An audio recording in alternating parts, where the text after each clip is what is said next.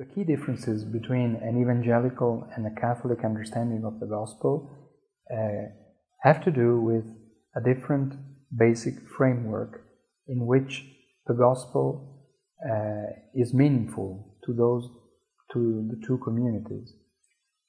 In the Catholic understanding, the created nature is already in a state of grace. And so grace is something that operates within nature, is inherent to nature.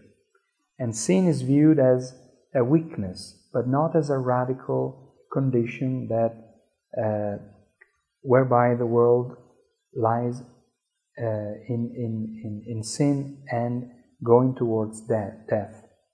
Whereas the evangelical understanding would appreciate the fact that God is the creator who created all things, but sin was a radical breach that made it impossible afterwards, after sin had entered the world, for nature to be open to grace.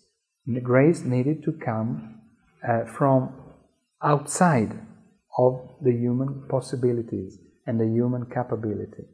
So this is a basic difference, that the evangelical understanding thinks of grace as something that God bestows on the created world, not relying on human possibilities and human capabilities.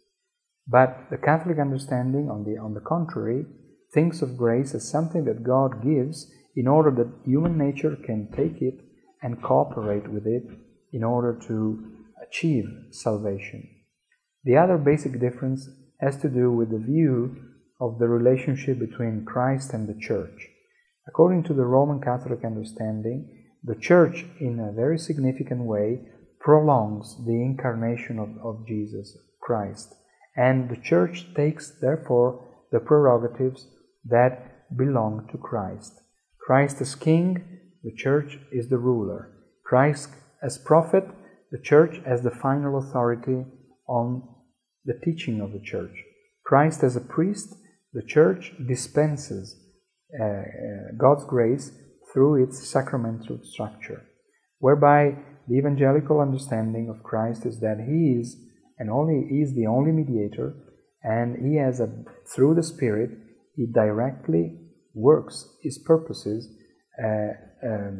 making the Church a body that responds to the Gospel and serves the cause of the Gospel, but is clearly part of the body, being Christ the head.